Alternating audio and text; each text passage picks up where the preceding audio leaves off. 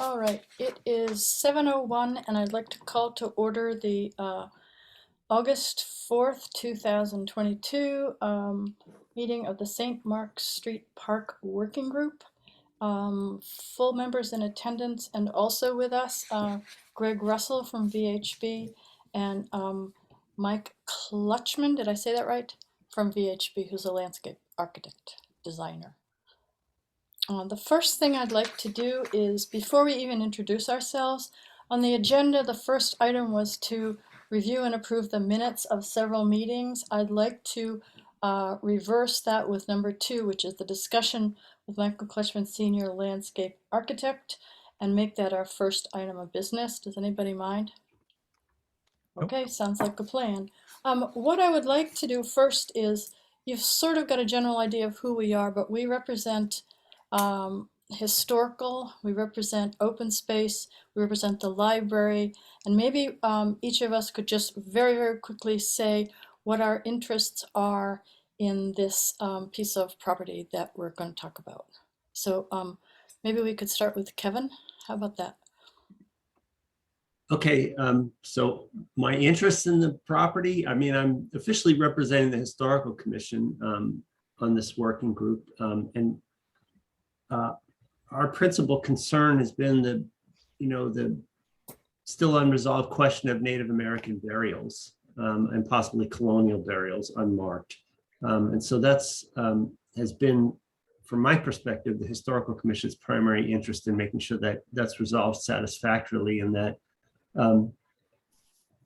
we can, mark the site appropriately pending the results of the archaeological investigation.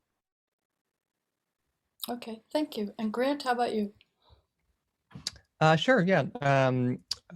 Grant Farrington, I serve on the working group as well as I'm also a member of the Historical Commission, which I joined recently. And yeah, I also share some of the concerns, that this working group has dealt with kind of over the last few months about, the potential history of the site and what might, potential graves that might be there, but that's kind of in process now. So yeah, looking forward to park design, and I think we've made a lot of headway over the last couple weeks, especially in kind of coming together and figuring out what we'd like to see on the parcel if it turns out to be okay to potentially build on. So yeah.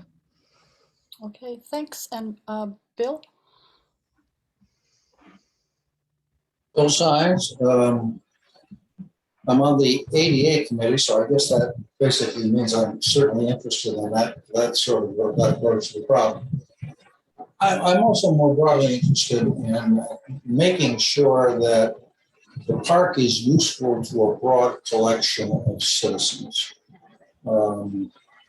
And I want to make sure also that that park is integrated into our downtown area community, so that is productively used. The sidewalks, which are becoming more or increasingly available, are also productively used as potentially bike paths and other things. That sort of makes sense. So I'm interested in the broad use of the park in general.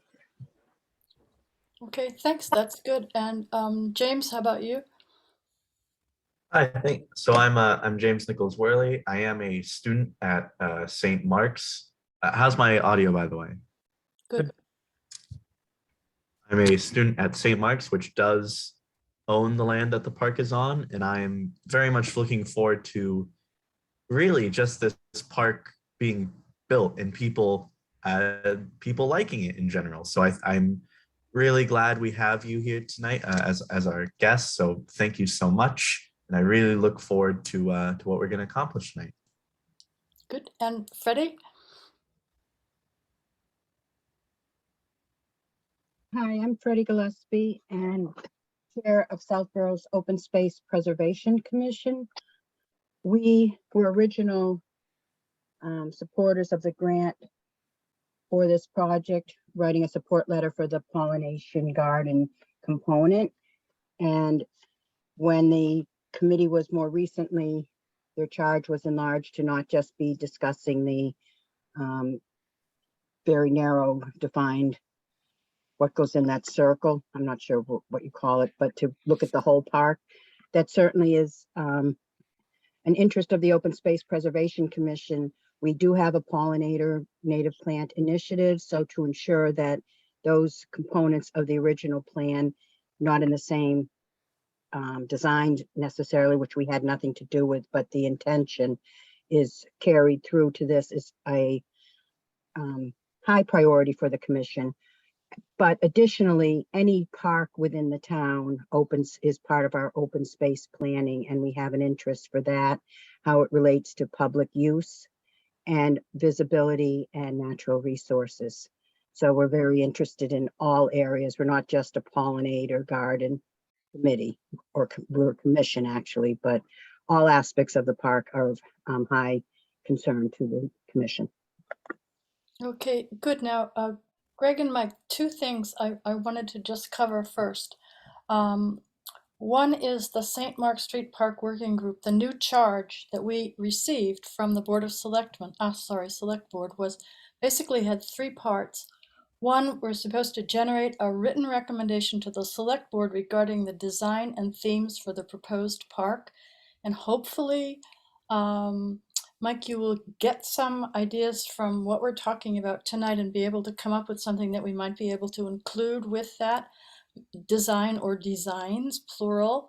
The second charge that we have as a working group is a monument or marker in the space that would recognize and honor Native American history that has enlarged in our group discussions to marginalized people of all kinds in this town. And then the third charge that we had was a name for the space, and I think that's probably outside the discussion tonight. I think the name is the least of our problems at this point. So that is the three parts of our charge, and we were looking to get it more or less completed in the middle of September, but that is contingent on what happens with the archaeological dig. So the other thing I'd like to say is that Greg did the first design, which we've all looked at. Am I right on that? So Well, I think it was a valiant job, but it did not have the benefit of the stakeholders, which probably would have ended up with a different design. So I just wanted to say that this is not any like thing about that. But I'm not. I'll be. I'm not a landscape architect, so I didn't design. okay. All right. Okay, then we won't worry about that. All right. Okay, so I would like, if it's okay with everybody, to just have Mike talk to us a little bit about, you went out to look at the site today, am I right, both of you? And could you just, tell us what your expert eyes have seen and what your thoughts are? Yes, no, great. Thank you. Thank you very much, Marguerite and everybody. And I did speak with Marguerite and Andrew on Monday. They gave me a good preview, as well as links to your last meeting to listen to. So I feel like I've met you already in your previous meeting. So that's how I know you. And I also did listen to the archaeologist's presentation to the Historic Commission. I was very interested in that as well. So I do have done a little bit of my homework, but the one thing I'll say, because I started out on Monday saying, well, this is the process I usually do with a group like this, is try to listen, solicit input, and sort of get the process going. And then Marguerite and Andrew presented sort of all your homework you've done. And I was like, oh, wow, you really have a lot of work done, material to work off of. And then I've been getting lots of images and material. So you've given me a lot to think about already. So thank you. And so, yeah, a couple things. Did go out to the site today, very helpful. It was warm, but that's what we had. And the sort of place you've gotten to with the prioritization, the theme of the marginalized people, their burials. I'm seeing this, and also a very strong ecological focus. So I'm seeing a very sort of marriage of cultural and ecological themes in this park. So that's sort of a, goes into what I would start to develop as guiding principles. The sustainable, the ecological, and the cultural sort of looking to the past, looking to the future. So those are important themes. And then one of my questions I even had for Margaret and Andrew is, and then I saw that Bill, you had asked that question in the last meeting, is I'll ask it, who will use the park? What will they do there? What's the program? That's an important question to think about. You don't have to have an exact answer. It's not a playground for 2 to 5-year-olds. It may be, a pathway for all and library patrons, as you mentioned, and et cetera. But it is good to think about who the users will be. I think also you've identified the ADA compliant aspect, and I'd like to sort of expand that thought, because I mean, for us, ADA means the pathway has to have a certain slope and surface. And it doesn't stop there. If you're thinking about universal accessibility, Andrew, you forwarded a history walk. I think Grant, you had forwarded just recently, and I noticed is the braille on the signs and the way the signs are set up. It's at an angle and a height that somebody in a wheelchair can access them. So, I think if ADA is really an important feature, we start talking about universal accessibility, and that really is thinking about how you relate to all the senses, because somebody with some disability has a special ability. A blind person's going to smell the scents better than somebody most likely with vision, et cetera. So sound, so all those things become very important when you're thinking about accessibility. And if it's a priority, I think there's a lot of opportunity there. So I just want to sort of say that's sort of my outline of what I've heard, and from all the material I've been fed. And then on the site visit, I actually was, the one thing, it's always different to go to a site. And the one thing I'll say is its space is much larger than I imagined. I mean, even though I have a plan in front of me and I measure plans all day, I think it was more spacious. I know it may not feel that way with the current construction condition, the mounds and weeds and things, but I think once it's finished and laid out, it's a surprisingly larger space. So a lot of these things you were wondering about, could we get one large tree? I think you could get more than one sort of large heritage tree with space around it to grow, like some of those images showed. So we're not talking about a forest, but more of a spaced out grove of, I won't say grove, but just there's space for more than one large tree. There is a significant grade difference, and that's sort of what I was talking through with Greg, is sort of not to go back on the former design just because I had nothing to do with it, but it was interesting. There's always reasons, and part of the reason for having that circular space, there was a practical reason to get a straight path would not meet ADA. So the circle served as a way to meander the path around to get the grade difference, as well as the level spot in the middle for the playground. You no longer have a playground, so you have less of a constraint. But even so, for thinking about a pathway, that is something to imagine, that to get that accessibility, and also there's some benefits of having a meandering path through the site to get up the hill, basically. I do think, and you've pointed out earlier, that it really is important to look at the edges and what we're connecting to. And Greg and I were talking about that, there is a sidewalk laid out on VHB's plans on certain sides, and it does create connectivity, but that is a little bit up for grabs. If you do not want the sidewalk on the parking lot side, you could bring it wrapping around the park side.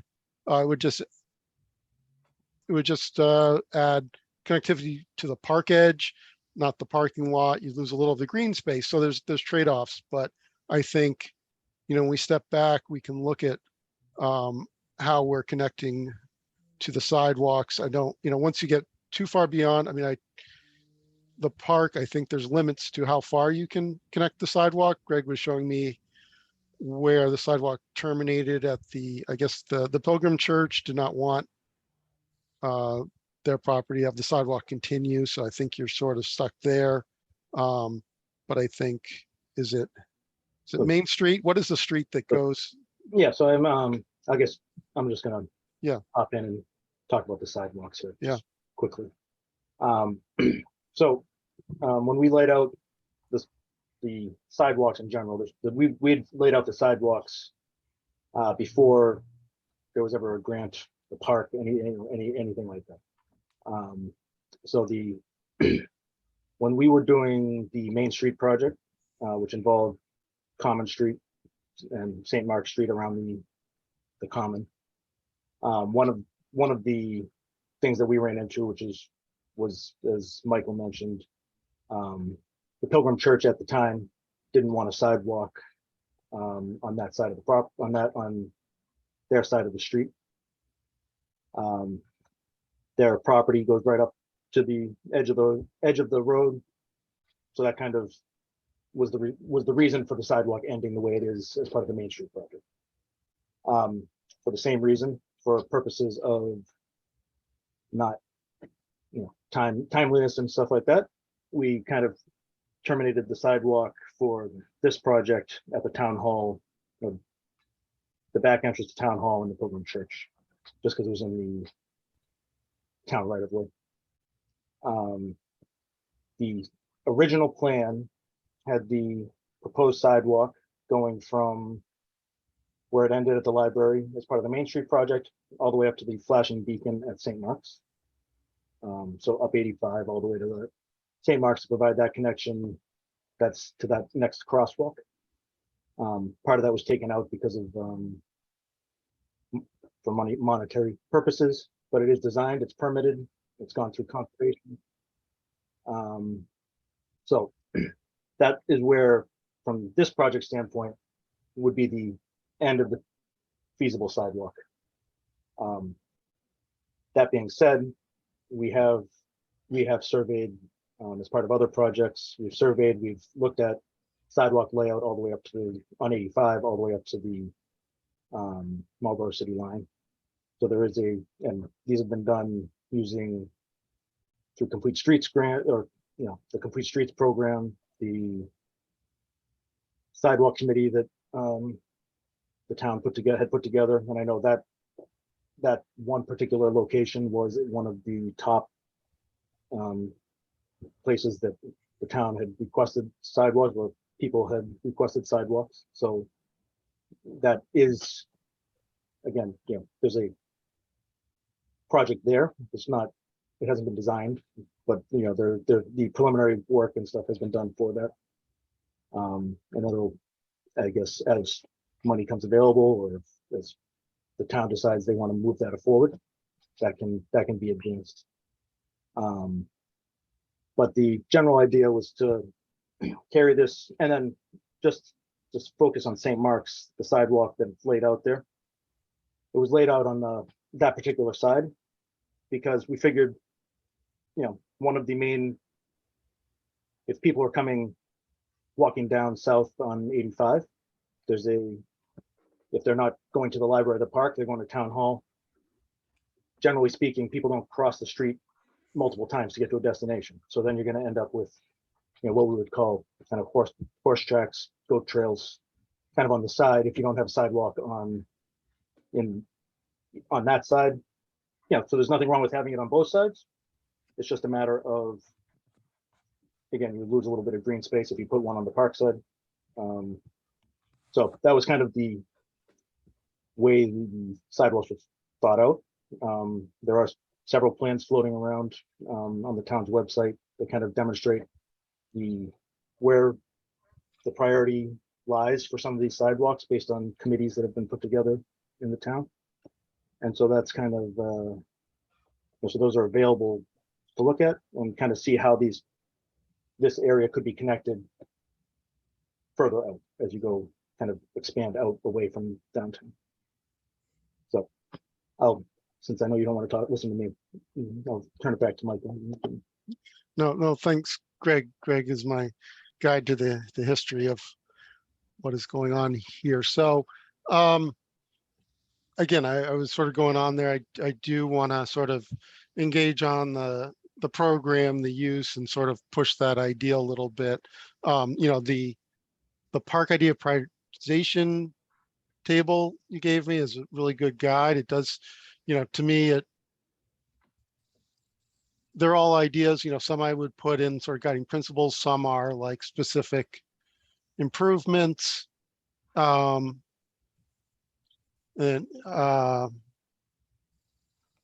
I do, I sort of want to push on. I know we started talking a little bit on Monday, but I'd love for the group what they think, who they think will use the park, who would they like to use the park, what is the sort of wish there. I mean, I think it's easy to say that, with the pollinator garden, the ecology, we would like the pollinators to use the park. So we've got them. But as far as the people go, do we want the people, what do we want them doing there? Do we want them eating their lunch there using maybe boosted Wi-Fi? Do we want them not to have boosted Wi-Fi so they get off their devices? How much information do we want in the park? If we do have a rain garden and a pollinator garden, do we want informational signs that really educate about that as well as the sort of cultural past history? And as far as the cultural past history, is it a textbook thing or is it more or both? I was talking about with Marguerite and Andrew on Monday, in Salem, they have a monument to the witch trial victims, basically. It's a wall that has been altered around the cemetery. They've added large slabs that sort of stones. There's engraved stones with quotes, and it's sort of a beautiful balance of sort of poetry put into the wall without being right in your face. Here's a sign. There is a descriptive sign, but when you walk up, it's just an interesting stone construction. Then you start reading the inscriptions and sort of feel like it's woven into the fabric, and it's kind of a beautiful example. I can show some pictures of that later if you'd like. But that kind of thing could be effective for what you're looking for commemorating the past. I will say if things turn out unexpectedly or differently with the archaeology find, then we have a different discussion. It doesn't mean you can't still have a park. There's lots of precedents for, especially preserving native remains in place, but there's sort of a respect factor of what happens above, and probably a whole different discussion. So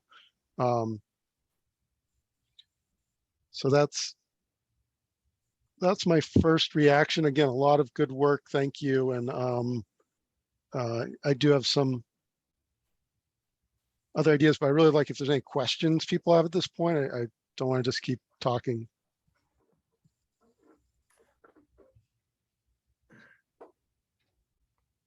Looks like Freddie has her hand up.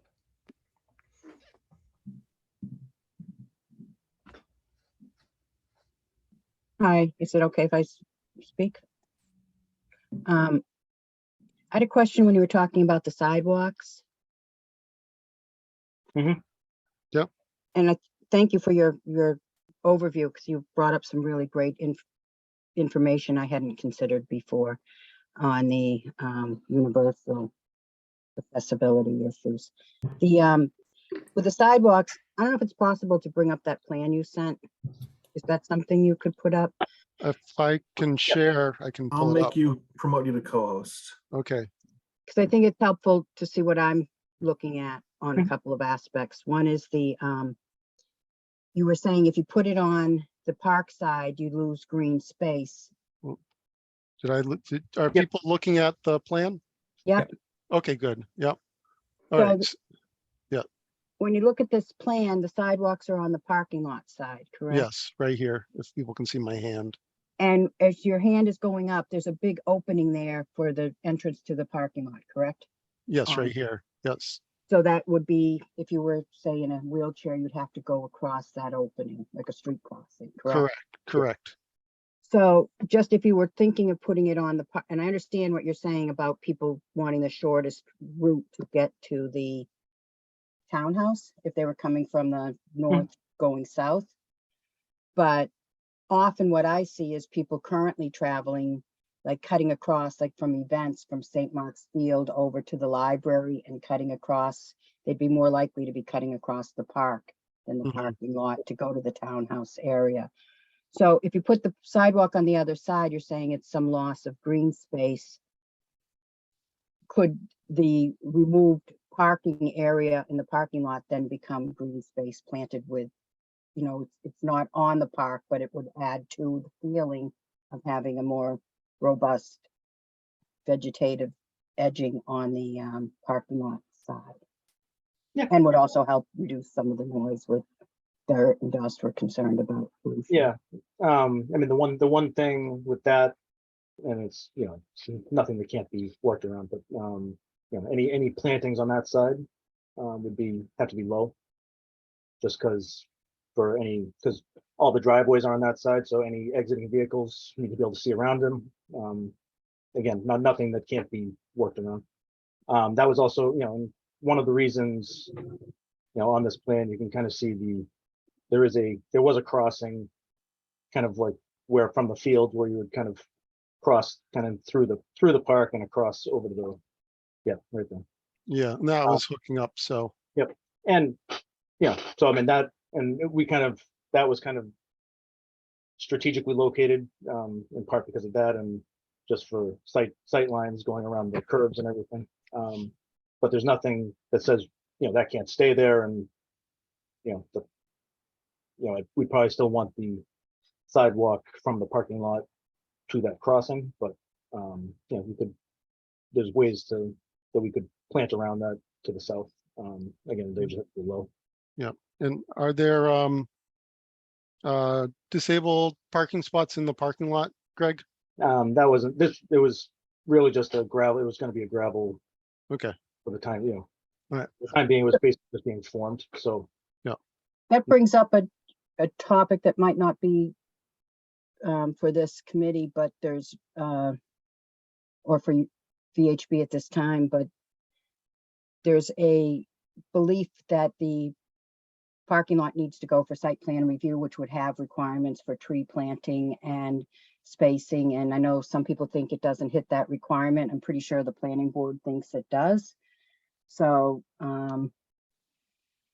that just is another consideration because, you know, as we're losing more and more street trees because we've hit their end of their life, you know, we need to be replacing them and, you know, in parking lots where we have a requirement. I'm also thinking that knowing how like water finds its way, even if you put that sidewalk in, people are going to walk along the stone wall at the edge of the field, cutting through there. I mean, it won't be handicapped accessible, but anyone who's going south on 85 are not going to walk on that sidewalk to go up to the townhouse. They're going to cut through. Greg, could you clarify something for me? Yes. This is Marguerite. The parking lot that's being built for St. Mark's, and then there's the parking lot that the library has. Mhm. Are residents of the town going to be using the St. Mark's parking lot, um, or is it St. Mark's parking lot? I think it was kind of envisioned the same as it is now. I mean, Which is theirs, not. but you know, I've always parked there when I you know, so it's not, you know, I don't think it was going to be, and I don't want to, you know, I wasn't, can't say I was privy to every discussion that was going on here, but So it'd be understood that it would mostly be the it schools. would mostly be school, but if it was open, it was, you know, there wasn't any, you know, it was for school events, but maybe Andrew can answer that one better than I can, but No, I was just gonna go back, Michael. I think you were asking who would be the intended users of the park. And um, my just kind of mental list was library patrons. It's right next to the library, so there's people who would naturally going to be there for a cultural reason, and this is an extension of the space. It's a place where people could go and sit and have a conversation, read a book, etc. Also, the people that work at the library, and I also think of it as a place for cultural events in town, like there's a couple of big events that are held at the St. Mark's Field across the street, and you often see people parking at the library parking lot, walking across Route 85. I mean, right now there's no sidewalks there, so it's kind of people just kind of dart across the street. Here's a park where people can come and walk around, learn things, and then also this is maybe a little bit more ambitious.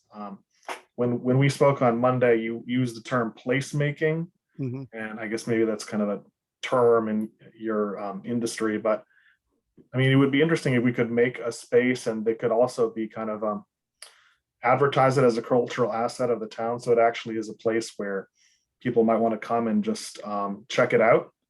And, like one thing I thought was interesting when this whole thing first began. And I spoke to someone who's very knowledgeable at this area and described kind of what we were doing. And he was not aware of really much of anything in the area that has a park that recognizes Native American history. And so you can make it into a place where not only people from Southborough, but other people who are from around the area want to come and just check it out once or twice. And so just summarizing, library patrons, people who live in the neighborhood, and people are in the center of town for cultural events, and it can be kind of a flex space where for gatherings or reading or something like that. I mean, on the other things that who are not intended users, I mean, it's funny you began by saying, people who are ages 2 to 5 on a playground. That's how this whole thing began, actually. Was the intended use. And then we thought, no, we spent many meetings talking about, could you have like a stage or an amphitheater there? And that seemed to have been kind of ruled out. And there's just more of a momentum in the working group. It seemed towards having a more of a culturally based, kind of quieter, lower impact space. And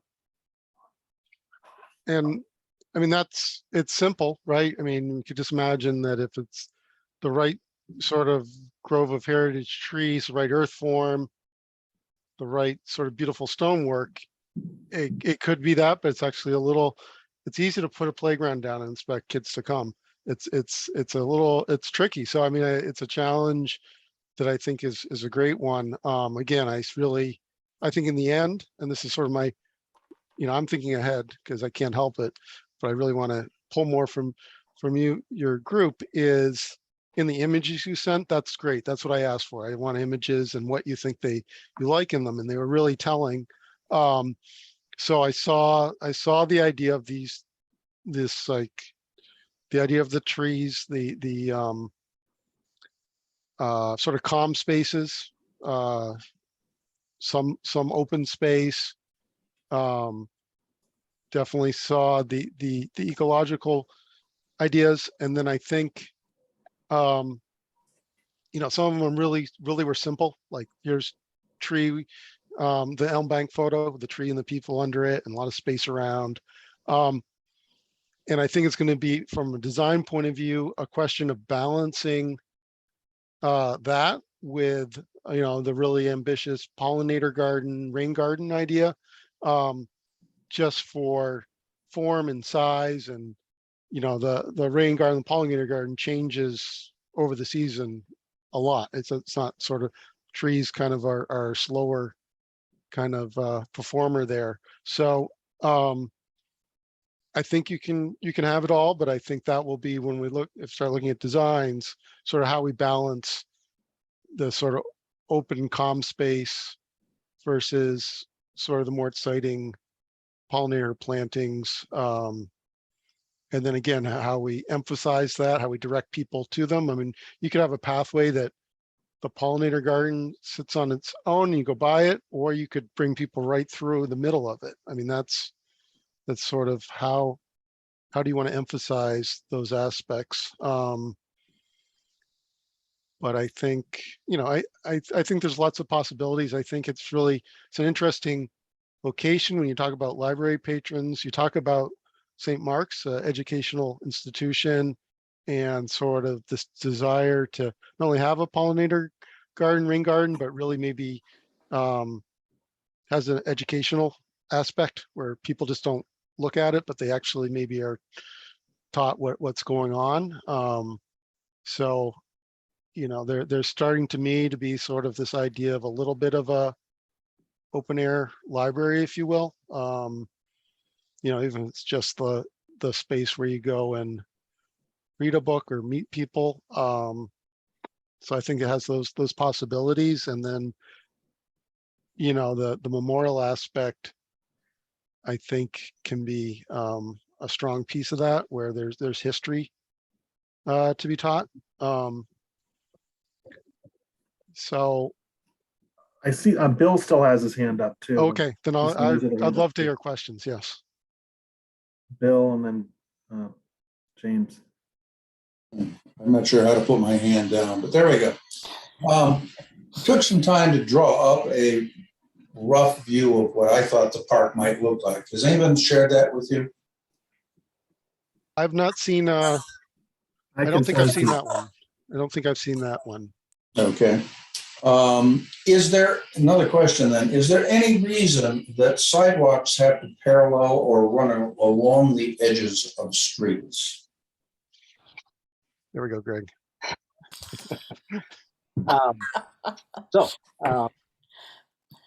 Essentially, if they are along the edge of the street, you know, you're allowed to follow the existing topography of the sidewalk. You kind of, I won't say you're exempt from slope requirements, but if you're building along the edge of a street,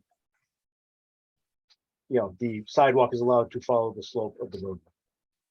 If you're building offset from the roadway, and what that offset is can vary depending on what you're trying to accomplish, then you have to provide the maximum 5% slope, and then you have landing areas, or if you are over 7.5% or 8% technically, you need it's considered a ramp, and you need handrails. So there's once you get away from the street, other things come into play. So that was the I guess that's the short answer. And you're confident that running a sidewalk meandering through the park as opposed to circling it as you specified here, that would not work. Is that true? Well, so so again, this kind of goes back to the previous design, you know, where the idea was to have a playground in the middle. The playground has its own requirements. So that would be a flatter area. So there was some required grade changes to cause that, in which case we couldn't just go from there and do a straight shot up onto like the side. So we had to kind of meander it to get that extra length for those slopes, to meet those slopes. Mm-hmm. We are taking away that area. It gives us more flexibility to grade the overall area, and it's possible we could go right through it. You know, we'd have to wait and see, or you know, actually lay it out. But you know, there are other options could be available than the circle. if that makes sense. Also, there is an issue which may very well be solved in a different way, but Right at the moment, the library has a storybook walk, usually loosely utilized, I guess, loosely defined. Certainly not ADA compliant. There are lots of ways that we can look at trying to solve that particular problem. Mhm. But I was wondering if, in fact, a combination of, let's say, history walk and storybook walk couldn't be somehow taken near the library and out onto the town common, for example, which would more integrate the town common into the park itself. Do you think that's a possibility? So when the original design we had come up with provided a path basically between this part, the parcel we're looking at, and Common Street, kind of between, where the story walk is. And Michael and I were out there today. We walked over it. Now, something like that, because you're going over the septic system, in theory, there's going to be something like there's more likely to be something like a stone dust path or something like that. But there would have to be, I'm sure you've all been out there, but there'd have to be some grading on either end of it to kind of flatten the transitions of the hump of the septic system in order to get up and over it, to make that to meet those slope requirements. We did also look today when Michael and I were out there. We kind of looked at maybe being able to go from the parking lot and kind of on the west edge of the library, to try and minimize the going up and over the septic system. I know there's potential in the future for changes to the library, or but there, that was the consideration was definitely brought into, we definitely took into consideration originally to kind of make that connection to try and get it all together, knowing that we would also have as a fallback, because any stone dust path is most likely not going to be usable in the winter. We would have the sidewalk along 85 and Common Street, St. Mark Street as a fallback for an ADA path all the way around, if it was maintained. So that was kind of the general idea of how we were looking into it and how we kind of thought through it. So I hope that. Well, that does make sense. So what I'm anxious to try to do, and I think maybe what the committee would like to see done, I don't know, let me speak on behalf of myself, is that we would like to make sure that that park isn't somehow isolated at the end of a sidewalk somewhere, that a lot of skateboarders would come down and utilize. Yeah. And one way of attracting a broad collection of citizens who are obviously taxpayers, I'm going to have to spend some money on this thing. If in fact we get a broad collection of citizens from both the library and from the town common area, as well as potentially, and it gets a little dicey, but townhouse and the historical museum, if in fact those people could be through various kinds of interesting walks drawn into this particular garden, I thought that would make some sense if we could come up with a design which might accomplish that. And I guess the last thing I would have to say is that I understand that the library uses an area near where that park is located today as an area where they can take small children out and tell stories to them.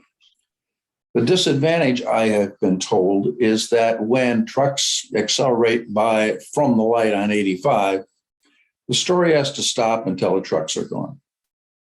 And so I'm wondering what we can do, if anything, to mitigate sound in the park itself, to quiet that park so that somebody who wants to contemplate things, read, use it as a quiet recreation area, that it would be a welcoming area for them. That's another concept which I would like to like you guys or someone to kick around, see if we can't come up with something. I know pollinator gardens don't tend to grow very large. Individual trees, they're fine. In the wintertime, probably less so. Is there something else that should go along or near 85 or near a sidewalk on 85 that could help us deal with this issue? Yeah. So sound attenuation is a tricky thing. It's actually really hard to do with plant material. Even, you know, thick buffers. You see the walls, the wooden walls on highways, and you know, when they do the projections of those of the sound going up and over, it's kind of incredible how ineffective they are. So it's a difficult thing. It's very local, so it very well could be worse for that story time near the library because the sound actually could be bouncing off the library building itself. So maybe, you know, it would take a little thing if going out to the site there, waiting for the trucks to go by, it might be a better situation. It's not going to be perfect. A truck is loud, but you know, the earth mounds are effective, but again, it's not going to be perfect. The other thing, you know, that you can do if you have a background noise or something like that, even just regular traffic, for at least making it more tranquil is, you know, sometimes a water feature or something like that, where you have a natural sound within a space. I've done this at hospitals and like healing gardens where you have a focal sound that's sort of like a, you know, natural noise machine that sort of takes your audio attention away from the truck or whatever. So that, I mean, it's not in your program and I don't think anybody has mentioned it, but you could perhaps look at other ways of having some kind of background sound. Again, it's a tricky thing. And that is an intersection. I wonder also if the truck sound, is it worse because they're coming to the intersection, they're putting on their brakes. So maybe you're a little better off farther north where they haven't started to pump the brakes yet. I don't know. So, but it's worth considering. Okay, I think Let me ask one last question then. And one of the things that I thought would be interesting was some sort of gazebo-like structure. Mm-hmm. Where people from either St. Mark's or anyone else could either use it as a podium for classes, lectures, whatever, but at the same time have a background or a back component to that gazebo, which would deal with that sound issue, those walls that you're referring to along the Mass Pikes, for example.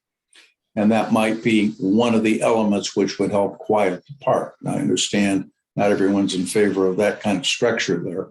But in any case, that was something that I have seen done in California, for example, and it's been effective. But you're quite right. You get sound shadows and sound amplifications, and that has to be very carefully considered. okay, that's good. James has been very patient, and so has Freddie. I think James, you're muted. Do you have a question? Here I am. Yes, I wanted to go back to something you said, Michael, and that was you described it that it could be quote an open air library, and I just wanted to say that I really enjoyed that description because that is pretty much how I have been thinking about it up to this point. But I didn't have that description for it. So if the park area could have those large heritage trees you described, that it could fit those, that it could fit hopefully the pollinator garden. And what I was really advocating for was not just have benches in this park, but also tables so that people could put a book down or do work. So I really wanted to emphasize how much I valued that description. And I did want to go way back to something you brought up very briefly, and that was boosted Wi-Fi. Mm-hmm. If you want to just talk about that for a minute, how that would work. Yeah, I mean, it's I mean, it's probably not even a booster. It's probably running a cable and power, a conduit out there, and putting in a Wi-Fi, router. It's if they have them for outdoors, in parks. It's they have them in, they now are. If you buy light fixtures, you can have them in a light fixture. You can have them stand alone. So it's a double-edged sword, right? But it is, it will certainly get people using the park. I was, on Monday, I was talking to Margaret and Andrea saying that I had just been in northwest corner of Connecticut. Salisbury, Connecticut has a historic Scoville Library, and they hadn't opened yet, but their Wi-Fi was on, but they had a nice garden space right outside on a Friday morning.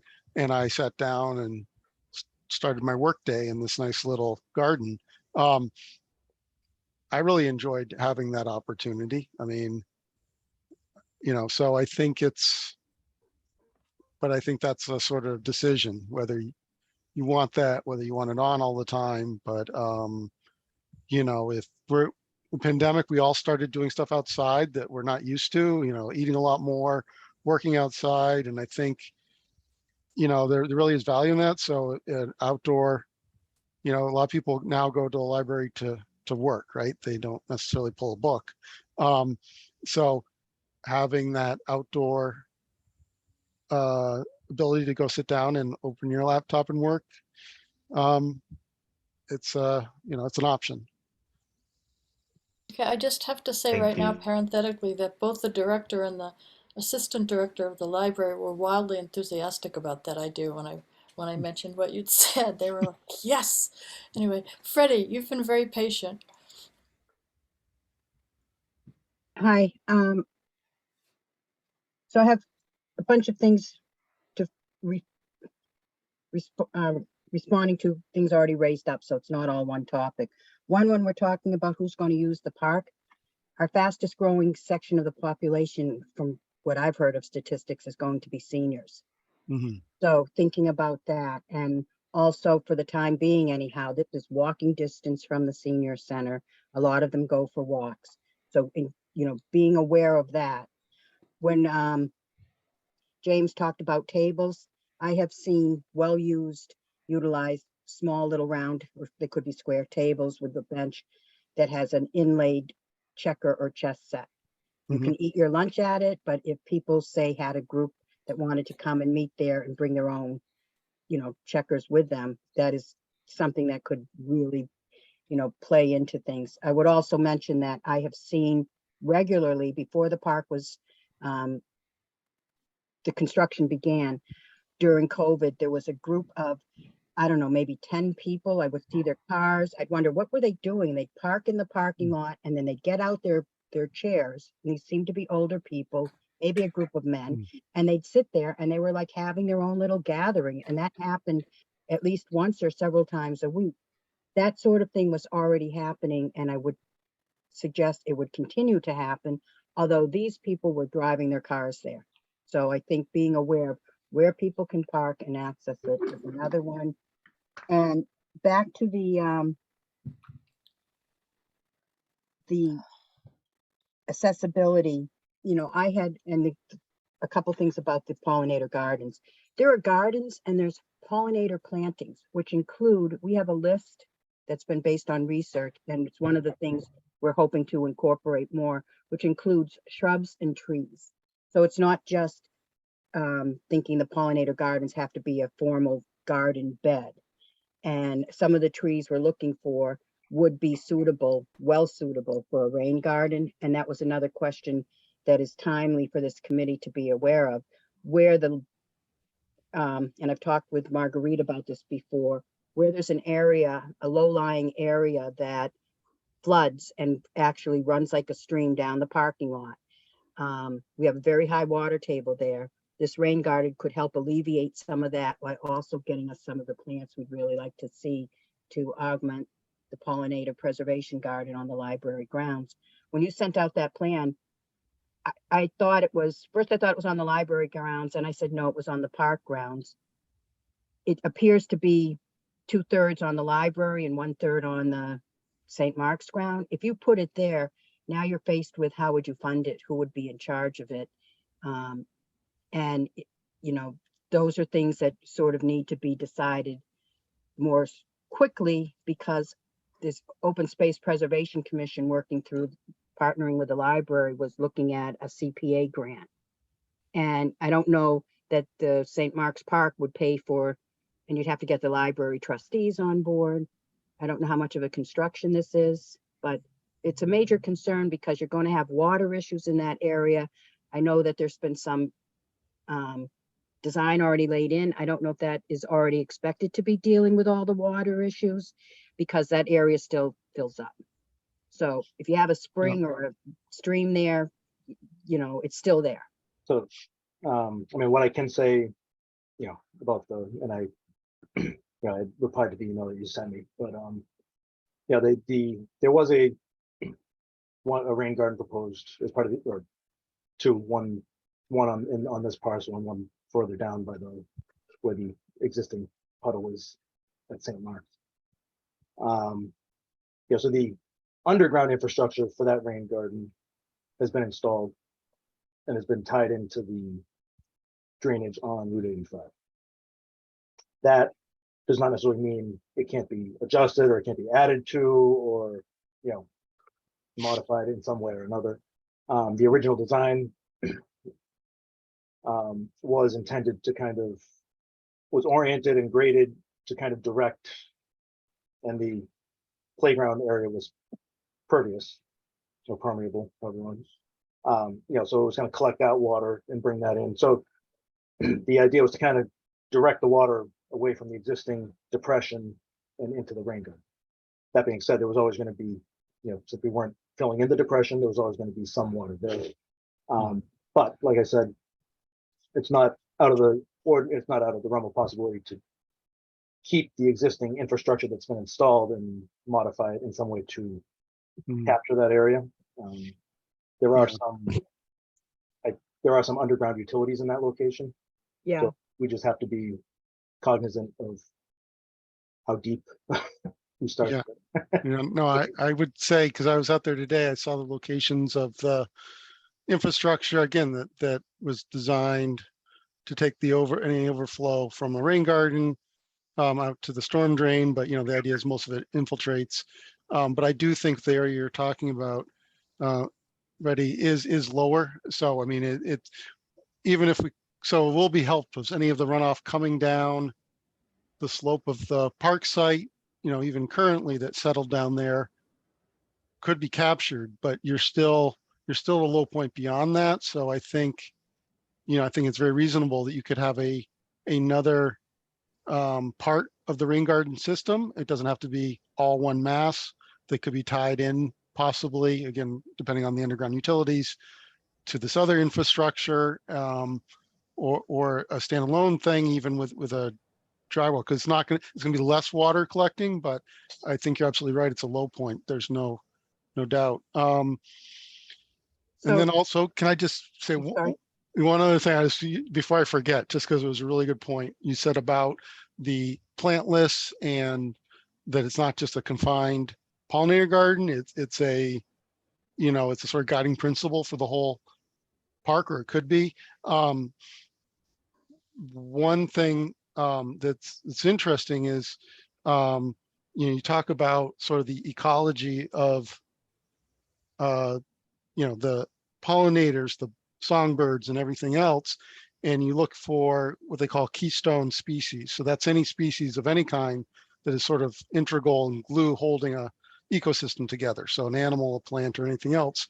And so the one I want to point out is oak trees host, I think, over 500, 600 different kinds of caterpillars.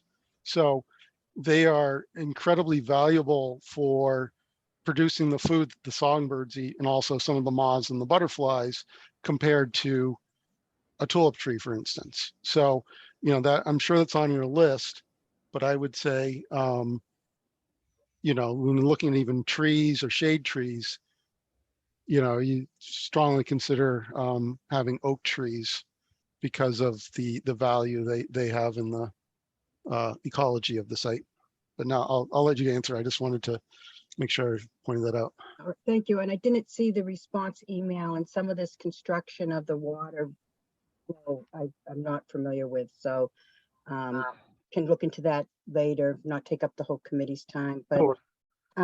one of the things I had a concern is one of the most important species is willows, because they bloom really early Yes. when nectar and pollen is needed. And sometimes that can interfere, or people think it does, with pipes and other infrastructure. So I just wanted, the area that I put in yellow in the map that I sent out, if you happen to have seen that, Mhm. that was an area previously we were thinking would be good for some willows there. And if that interferes with the infrastructure, because some people think the roots seek water and can interfere with, pipes and things like that. So that was one question I had, not necessarily expecting an answer today.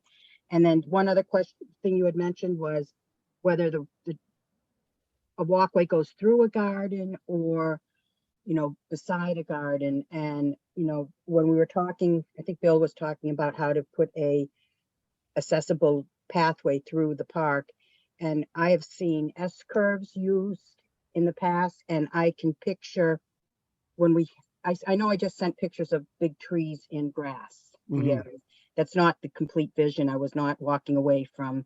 And we're also looking at including lawn alternative materials that aren't necessarily where people aren't walking or sitting on the grass. You can use other plant material. We have a robust strawberry patch at the library, or Terex pennsylvanica.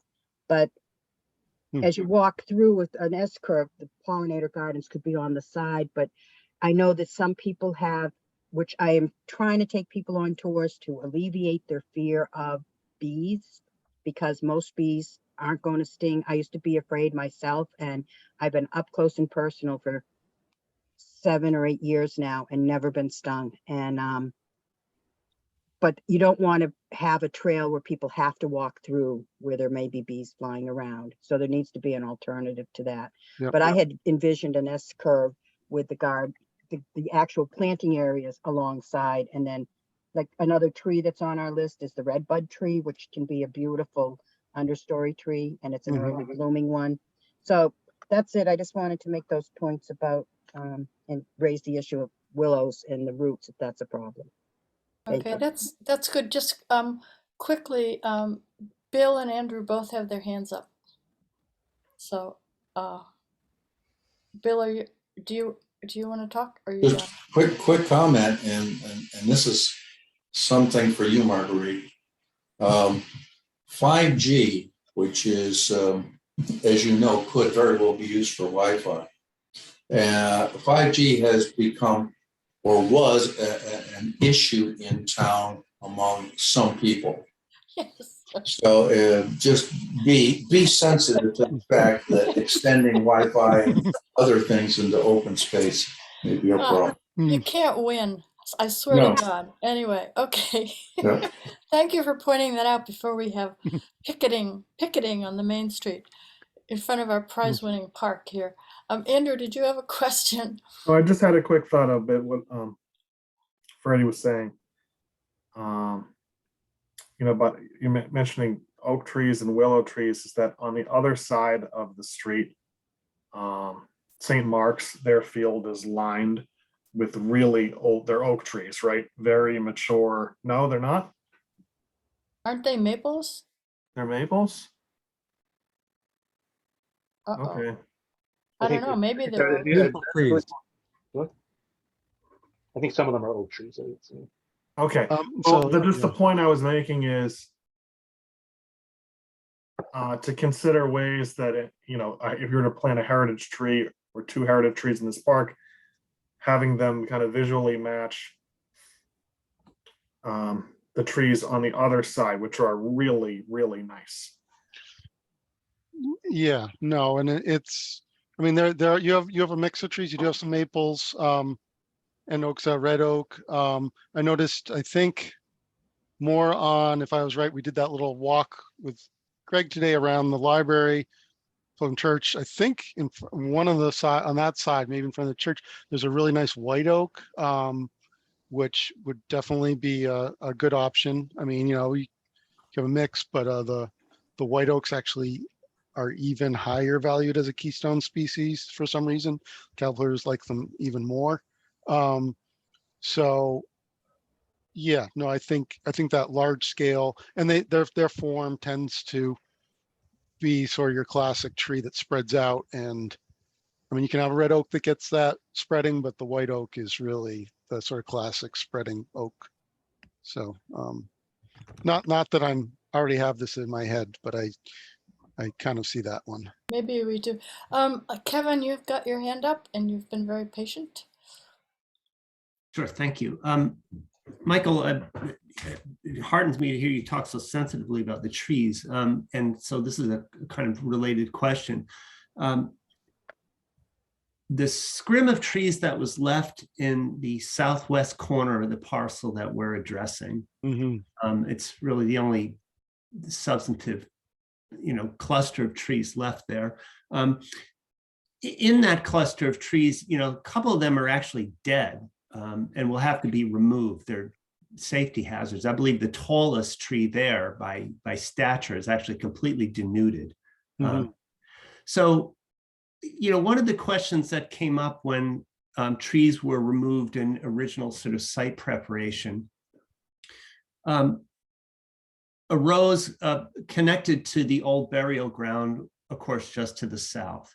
And the concern has been, and I asked this question because I'm not an arborist and no expert on it, but I've heard the concern raised about the loss or the diminishment of the tree break that north of the old burial ground in this parcel, when there was more robust tree cover, it provided a really nice tree break for some very old, less than ideally maintained and certainly very sensitive trees in the old burial ground, which of course, when those trees lose limbs, they have a tendency to damage, the historic stones underneath. So my question was, as part of your process, I mean, it sounds like you have a great deal of expertise with trees, but do you also engage, an arborist to do a full evaluation of conditions on the site? And I would urge, some consideration toward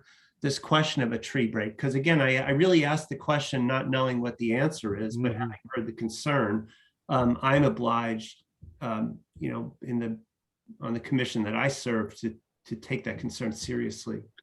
Yeah, that's part one. I've got two quick moves. So, but yep, got it.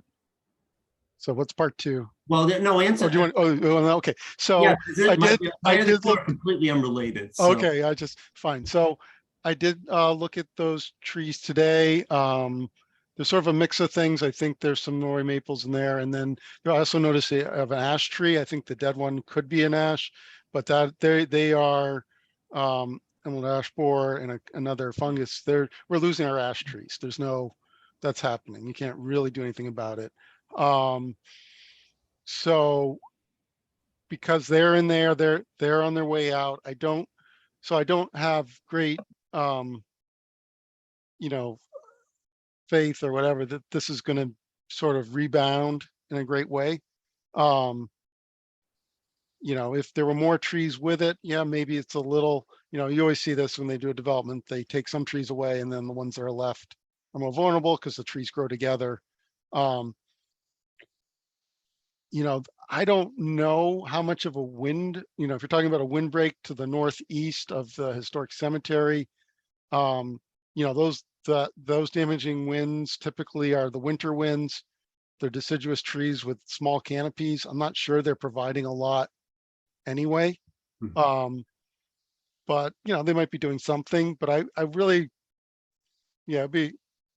I'm sure there's effect, but I'm not seeing that as like, a stand of native white spruce or something that are really doing a serious windbreak. Whether the trees themselves, like you said, are the dead ones, I would be more concerned about them falling into the historic cemetery than the trees in the cemetery themselves. So it'd probably be good to do that sort of tree by tree assessment and just decide if there's any hazards in there. It's again, I understand the sensitivity of not taking away more trees at this point, so And ideally you'd be putting more back, but again, the reality is I don't see a bunch of value in what's left. and I'm just gonna step in just quickly, and I apologize for I made the mistake of turning on a light, so it screwed up my camera. But St. Mark's did have a arborist come out and kind of walk tree by tree with us on what trees could be saved. And again, and I'm gonna say this was based on the previous design. Yeah, so we with that arborist kind of went through internally, kind of identifying to the best of our ability with what was there at the time, you know, the trees, their current condition, you know, what was invasive, what wasn't invasive. I'm not sure if there was a formal report that was issued to St. Mark's about that, but I did just want to bring that up, and just that there was an arborist consulted when those trees were taken down. So. Okay, the other question I had for both Greg and Michael, if you had seen photographs of the artifacts that have already been found on that site by a former member of this working group, they date between 1780 and 1890, and involve salt glazed pottery and glass fragments. That are really quite interesting. Had you been made aware of those photographs and those artifacts? No, I haven't seen those. I did in one of your meetings, I think I listened to, maybe the Historic Commission, I did hear that there were such things, but I didn't know the nature of them. So yeah, that's another layer here when we're talking about the history. I think it'd be really interesting to, you know, we're not only, I think that's part of what's interesting is you're looking for the First Nations stuff, but also acknowledging indentured servants and slavery and religions and things. So that's just part of the history. And if we're really sort of looking at the history of site, I think, you know, I love to, you know, be inspired by that, and maybe that works its way into something. I mean, the reality is this site probably has, you know, not been a natural state for a long time. You know, it was probably agricultural. It's been turned over. You know, we have a aerial mapping system, near map, that has lots of aerial photos. So I could go back and look at every 6 months back like 5 years, and I could see at certain events the whole thing was parked out on the grass. And you know, so just even you talk about the site conditions, I'm sure the soil even before what's happened now was compacted and turned over. I think your archaeologist will have a challenge, but I listened to him. I think he's, you know, probably knows what he's doing. So, but he will have to sort of say, okay, there's a lot of disturbance here, so I need to pick my spots. But that's not, you know, from what I understand about archaeology, it's not, you know, it's typical to find stuff like that all over the place. It's hard to figure out where and when it's from, just because of people even plowing fields. They turn over the soil, and you could have something a foot in the wrong place, and it's a challenge, I'm sure. But I'd be interested to see the photos for sure. Some of this pottery apparently matches a complete set that the Fay School has in its little museum. So it's a known pattern. And the last thing I had is connected to, and this is a big can of worms, and I'll try to be as quick as I can about it, is that, you know, I'm trying to take a sort of holistic view of the whole area down here. And if we're talking about sidewalks, we're talking about an attempt to knit together the spaces that we have downtown. And, you know, VHB having, you know, worked previously in designs for the town is actually, I think, advantageous in this regard. Currently, you know, you have the sidewalk that runs up Marlborough Road, Route 85, And it stops, of course, about halfway up the library's parking lot. It just ends. And I know there's talk about it's permitted to go further and there's plans, and that's great. And I certainly hope it will extend as far as we can afford up Marlborough Road. It runs up, let's say from the corner of the library property at Main Street and Route 85, runs up Common Street. And there was this talk about the fact that it ended there because Pilgrim Church didn't want it on their side. And if you're looking at St. Mark's Street, at the intersection of St. Mark's Street and Common Street, you can see that, it can't really be on the old burial ground side of that street because there's no room. There's a stone wall there. And I understand why Pilgrim Church might not have wanted it at the time because, they've got very narrow frontage there. But there's a sort of key point that the sidewalk comes up and ends there. It doesn't lead you to the entrance, currently the sole entrance to the old burial ground. It doesn't advance down St. Mark's Street. And one of the concerns that I've had is that any path that brought you into it from the library property or from the Route 85 side would simply come to the other side of the property. Could we deal with the grade challenges and simply end? And, it has occurred to me more than once that a sort of larger vision for even traffic pattern down there might suggest the following. Imagine the new relocated little spur of St. Mark's Road that leads you from Marlborough Road onto St. Mark's Circle, right? And that would be, two ways. St. Mark's Circle doesn't serve many properties. And the ones that are served by that entrance, of course, also have an entry and exit point on Main Street, further along to the west, opposite Village Path. It's a gated entrance, and it may well be considered a private way, but that's a two-way entry exit. The question is, imagine a conception of this whole thing that took the portion of St. Mark's Street between Common Street and St. Mark's Circle and made it one way, southbound only. By doing that, you could have a sidewalk along St. Mark's Street on the western portion of the old burial ground that would fully then connect as a kind of, you could walk in almost in a circle, up Route 85, up Marlborough Road, past the library, into the proposed park, out the other side on St. Mark's Street, and walk on an honest to goodness sidewalk that would bring you south back to Common Street, connecting the entire thing. Okay, what would be the loss? Traffic to the parking lots of the townhouse and the Pilgrim Church could still exit out St. Mark's Street and go south. They would go in at the Common Street cut between the townhouse and the Pilgrim Church only. That's the only way in. You could go in and out that way. You could only exit on the St. Mark's Street side. And the St. Mark's Circle traffic would be two-way as it currently is.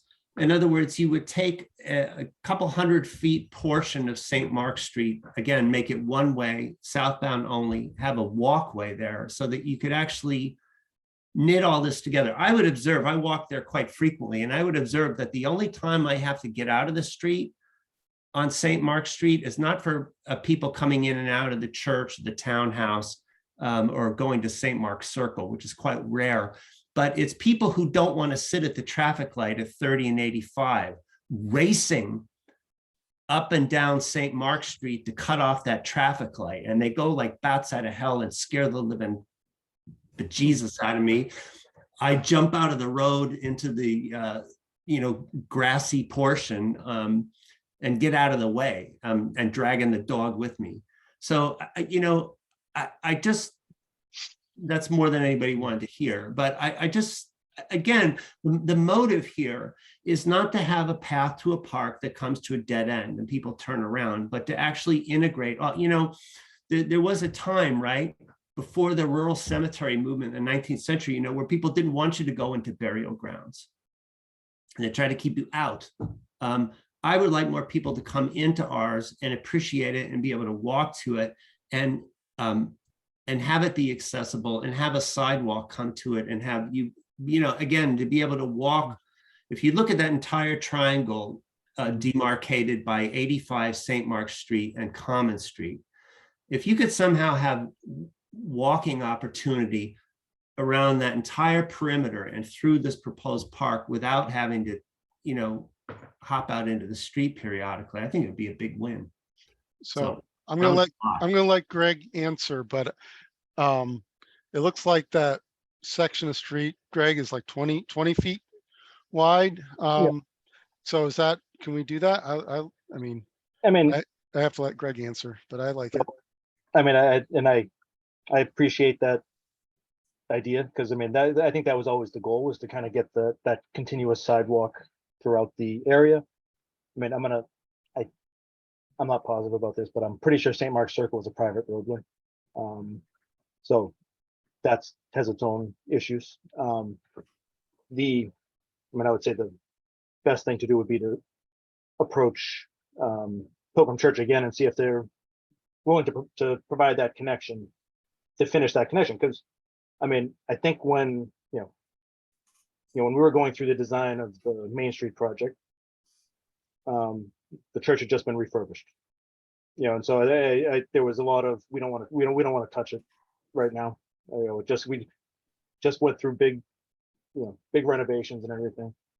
So they might be a little more, because I mean they have pathways coming out off the side. So I mean they very well might. I mean, it would make sense to have a sidewalk that connects all three of their entrances to the back. From my perspective. So I think it makes sense, and they might be more open to it now. Now that everything's been built, now that they can maybe see that the whole thing is going to be connected, and it's not just this. Maybe now that vision is maybe getting a little closer to real life, they might be willing to entertain that again, and that would be the easiest and cheapest option. And then the other thing, from an ADA perspective, if the sidewalk itself for pinch points, it can go down to 4 feet wide. So if that's for short stretches, so we can get so if we can get by that, then we can, there's ways to kind of maneuver around there. We can, I think we could maintain the two-way traffic on St. Mark's while putting a maybe not a full side, the 4-foot sidewalk, to get around any barriers that the church might have. It's just, so I think that is a conversation worth having with them before any more drastic changes. And one other thing I just want to, when we came up with the kind of a general idea of this history walk, it was kind of, well, look, we have this whole, and I think in the grand scheme of things, it was a poor selection of name for what we were kind of showing. It's because yes, the town is full of history. All New England towns have history spread all throughout, and so there's all ways to kind of demarcate that. Whether it's through starting at the Garfield House, or and with some type of marker that you can easily follow, whether it's the banding that's on the sidewalk. There's all different ways to kind of go about that. And because we kind of saw through the Main Street project that certain pieces had already been connected, and we kind of envisioned this as, we can make a final kind of loop and kind of encompass this whole area with sidewalks or paths through available, to the Historical Society, to the townhouse, the various churches, the Civil War Monument, the Veterans Memorial, the library, and kind of all circle it together, and then you'd have the burial ground in the middle. So I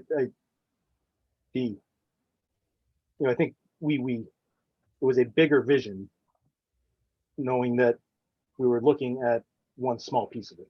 And so I think, so I think that kind of got a little, it was when we went through it that way, I think that kind of got a little misconstrued. So I just wanted to kind of correct that and apologize for any issues that might have caused.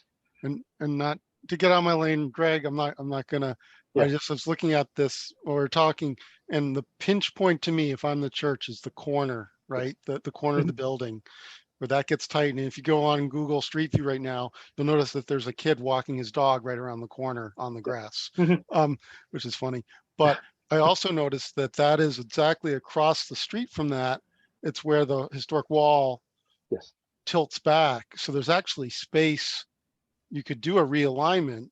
Again, don't shoot me, but you could do a realignment across the street to actually stay away from the corner of the church. I don't know what the domino effect there is, but if that is the sort of issue, like we don't want any trucks or cars that close to the corner. I had heard that there might be burials outside of the wall under that grass. And Okay, full circle. I'm gonna, we had done a lot of research Okay, as part of the Main Street project. Got it. I know we did ground penetrating radar in certain areas. So I mean, again, it's obviously this is a historic area, so it's not anything that you do, you're gonna probably run into something similar.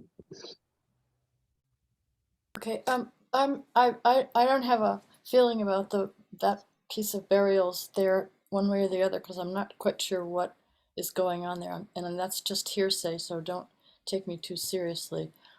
Bill, you have your hand up again. I'm sorry. Have you been waiting forever? I apologize. I never took my hand up. All right. What if we hear from Grant, who's been quite on question asking, and James, any other things that you want to say too? Yeah, I mean, obviously we've touched on a lot of points here, and I think this has been very productive. Just kind of getting back to maybe our original discussion, I really like the idea, Michael, as you had brought up as James had mentioned, the outdoor library space.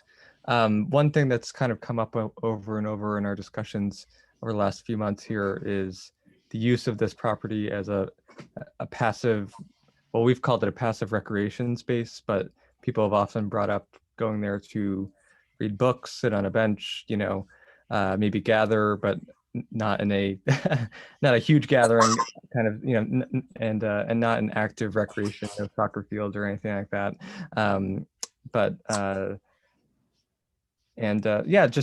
I guess so. That's something that I'm really interested in. I think that we've kind of come to a consensus as a working group that that's something that we want to pursue. Just kind of circling back to what you had mentioned at the beginning about the was it the park in Salem? Yeah.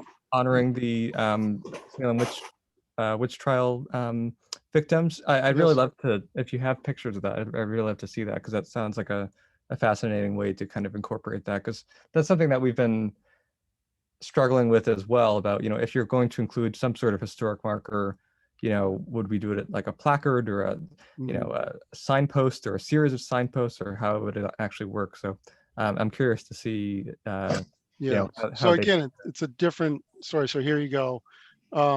So this is the commemorative wall here. You can see it's next to a historic cemetery. So they've rebuilt some of the wall, added these slabs. You have to share your screen again, Mike. Oh, did I?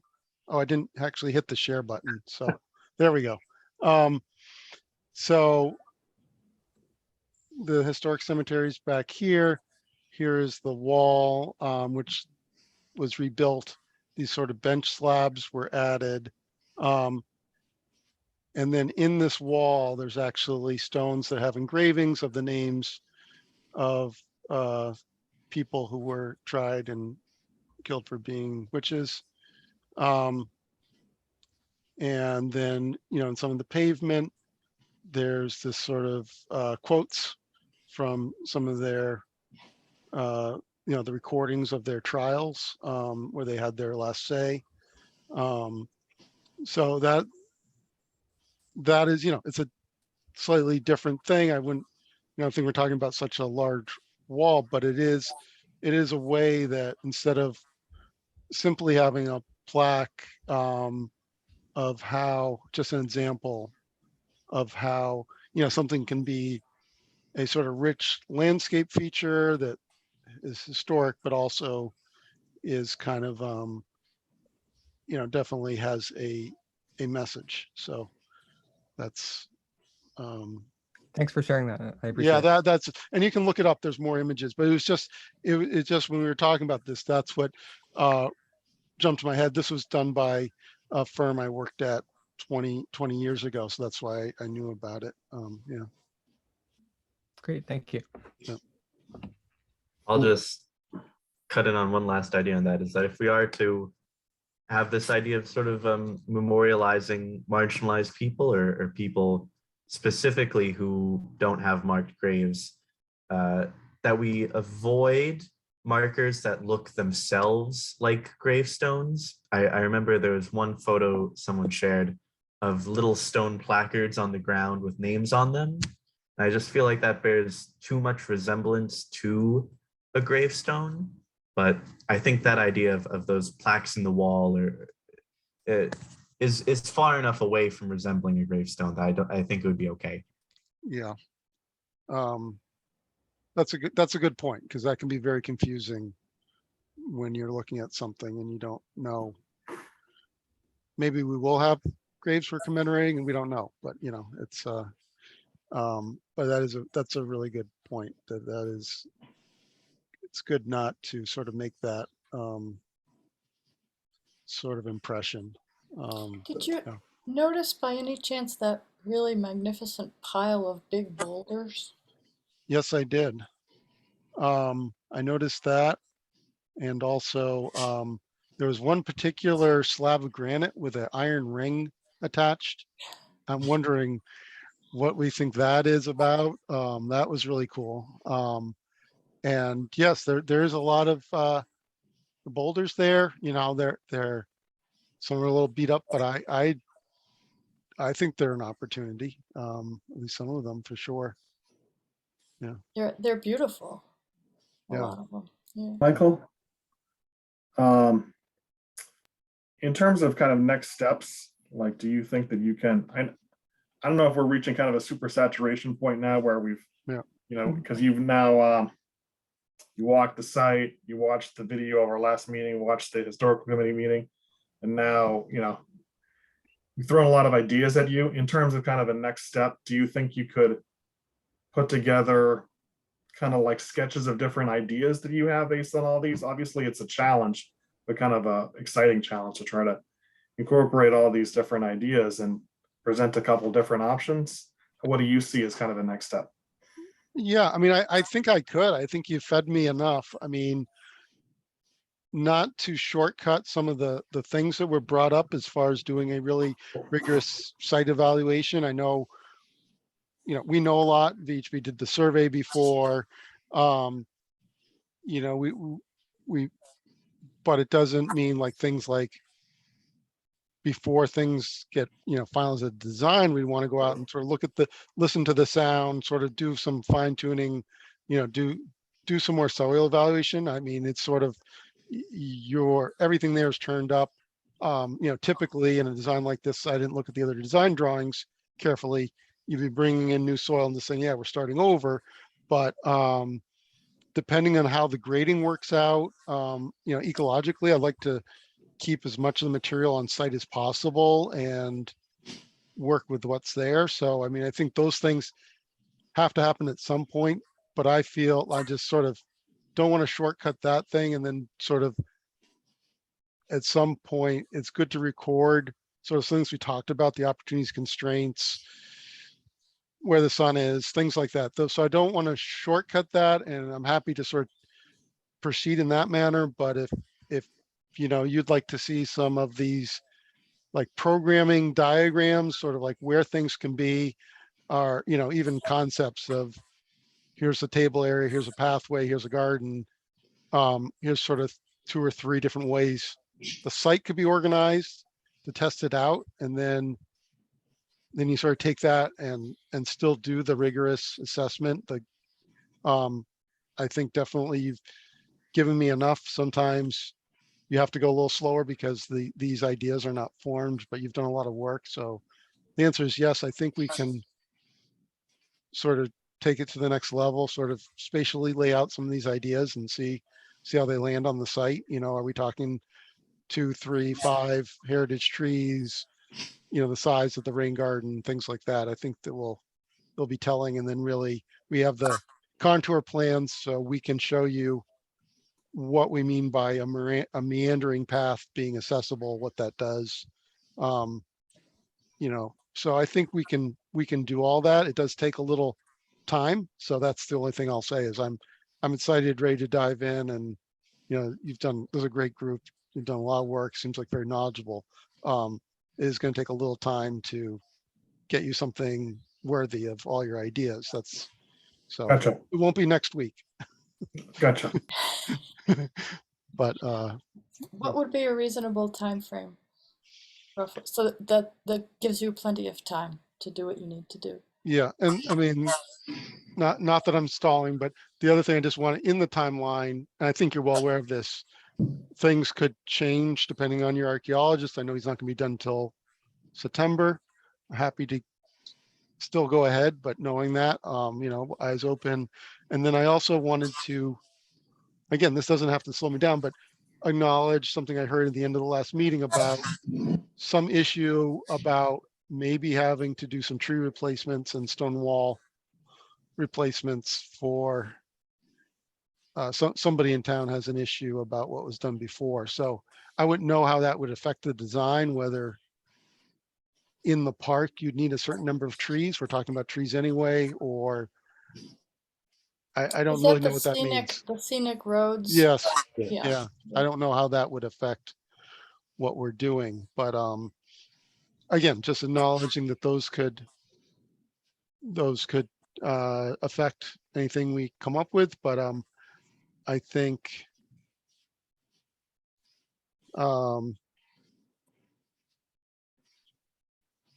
just knowing what else is on our plate, we probably 2 to 3 weeks could have something, just knowing what else other deadlines we have. But again, I feel like I'd love to get something not too involved, some rough ideas to you sooner than later, and maybe it won't take that long. But right now, 2 to 3 weeks would be appreciated. Okay, so we're looking at probably the 25th of August. That's 3 weeks. Is that? Yeah, when do you, how often, I sort of missed in the last meeting, you were talking about how often you meet and things like that. I mean, Technically every other week, but yeah, we've been sort of erratic because this meeting falls in between those two, so we may skip the one that's supposed to be on the 11th and mhm. just meet on the 25th. I don't know. Would you technically do you usually just forward the designs and then distribute it to everybody and then we would meet Or would with you you? make a presentation like? Yeah, what's the best way to do it for you? I mean, in this case, I kind of would like to walk you through it, honestly, Okay. because I just Yeah. want to be able to explain it, especially if, if they're rougher in nature, then I really would like, don't want people to think, oh, this is the wrong thing. Hopefully it's clear enough from what we draw up, but I'd like the Well, opportunity to walk you through it. And so if you're meeting in 3 weeks or that's definitely something I could do. also the 25th would that be a workable time for everybody? And Bill, you have a hand up. Is this a question concerning the schedule? No, No, it's not. I have one last comment, please. Okay, all right, good, thanks. So is everybody okay on meeting on the 25th? I am. Okay, Yes, August 25th, 7 p.m. August 25th, 7 p.m. Okay, that sounds like a plan. That's good. Okay, and I do hope to have something solid for you to react to by then, and thank you for the extra, a little time to pull it together, but I think it's, Well, Michael, I thank you. really appreciate your openness and listening and the time that you've invested already. And also Greg as well. I think Greg has really helped. I just have a ton of knowledge about all the prior projects. That's really helpful too. So Yeah, I just want to absolutely thank you is. for that. Now I'm seeing Freddie's got a raised hand. Freddie? You're muted? I'm just curious about the 25th. Is that our next meeting, or are we having meetings in between now and then? The next meeting was supposed to be the 11th and then the 25th, but what is the sense of the group about meeting on the 11th? I am not really seeing. I know I'm going to be on vacation the following week, and then a break. I don't know. From my perspective, would be appreciated. Would be lovely. Okay, does anyone have a problem with, does anyone desperately want to meet on the 11th? I Okay, agree. I don't think we really have anything to go over until that's the good. 25th. All right, yeah. all I right. I will say, if somebody's dying to feel like they're making progress, I'll give you a deadline of next week to send me more pictures or input or questions that you want. If all of a sudden you wake up in the middle of the night and wish, please send them along, and I'll keep compiling. But at some point I'll turn that off. So, And everyone should have Michael's email from the emails. Okay, good. Yes. Yeah. Excellent. yeah. All right, Oh. thank you I had- enormously. Now, I had Bill, is one this more- a question for the group? Hang on one sec, Freddie. Bill, is this a question for Mike and Greg before they go? Yes, please. Okay, A comment generally. As a matter of fact, the Salem witch trials brought something to mind. So that I will not be crucified by the Southborough Public Access Committee, let me point out that we are interested in doing more or going beyond the simple architectural issues, 502 or ADA, as the case may be. And so those things which make that park even more accessible beyond that, for those who are sight or hearing or in some other way impaired, would be useful. Okay. here. But All right, and Freddie? Yeah, this goes back to, you were talking about St. Mark's did an inventory. You don't know if it was a report. Someone commented, and you mentioned invasive species, that some of the trees left standing may be the invasive Norway maple. And I'd be the last one to, at this point in time, say we should be taking trees down, but I think you can't not consider the impact of that if those are existing in that, what did you call it, a scrim of trees next to the cemetery? Maybe scrim wasn't the word, but just knowing how much of that is invasive trees. It's not just that they're invasive, but they also put chemicals into the ground that prohibit or inhibit other plants from growing. So that would be worth knowing. And I'm not suggesting what the committee's going to choose to do, but it is an issue. And I forget the other thing I was going to say. So I guess that's it. Thanks. Well, email it. You're always full of extremely good information, Freddie, that I have never heard of half of it. So feel free to email everyone with that. The other thing I want to say is thank you very much, Mike and Greg. It's been fantastic. I feel like we've moved ahead leaps and bounds in the last hour and a half. Thank you for your time, your creativity. Very excited to see what's going to happen. And Great, you're welcome. yes, and Thank you so much. yes, it was great. Now I hate to say this, but if you two choose to leave, that's fabulous. But we still have to deal with the minutes. Oh, Marguerite. Yes. We do have a few attendees in the audience, so I don't know if any of them had any questions for Michael. All right. Who do or we Greg. have? I'm seeing 12 participants. Let's see. Just thought we should give them an opportunity if they wish. Andrew, you're the Zoom Yep, I meister. see Debbie Demuria, Marcy Jones, and Sam Staver. So those are people familiar to many of All us. right. Do they have any hands raised? Thank you for pointing that Nope. out, Grant, by the way. I can't see because I'm not doing the Zoom. Yeah, don't see any. Okay, So I just wanted to give an opportunity, that's all. Thanks. I All think right. that's a good idea. Good. All right. So thank you very much. Okay. And we look forward to hearing from you and have fun. And if you have any questions, feel free to email the group. So, Okay. I'll say goodnight and nice to meet everybody in person in video as opposed to recorded. So have a good night. thank you Thank very you. much. Yep. Bye. Okay. Bye. All right. Now we do have the minutes. Do we have the mental energy or should we just table them until some other year? I read them and I'm fine with all of them. I thought All right. and they were good. Emendations? One thing on June 30th. Mhm. Discussion at park design. I think I'm quoted as saying a week of field work. I believe I said, I hope I said 2 days of field work. Yes, so I know what happened there. That was the June 30th meeting. I believe you said a week, and then it was the July 14th meeting. You described it accurately as 2 days. Okay, I stand corrected and record me for posterity as being incorrect on June 30th. Then No, We'll I'm put sorry that in to the come out minutes for with that, tonight. Kevin. you gotta live with your mistakes and own them. So Oh my yeah. God. no, I Especially was just thinking a lot about that. No, that's good. Andrew? Yeah, I'm sorry. I actually did have I think that you need to have a section that were like the list of the documents referenced, right? Yes. Which Okay. meeting would that be? And on the 14th, it's simply the PowerPoint The presentation PowerPoint presentation. Yeah, I had that that Grant down. put together. Yeah. Grant, did you That's it. save a version of that PowerPoint presentation from the day you gave it? Yes, so It would have been by email, right?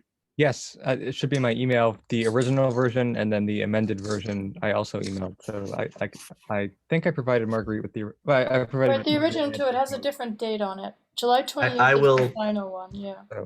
I will add in the original version to the July 14th minutes, and when I write the July 28th minutes, it will be the updated version. Excellent. July 30, July 30, I don't know. Yeah, July Yes. 31. Yep, okay. So, other corrections, emendations. I'm gonna say July 14th, under administrative.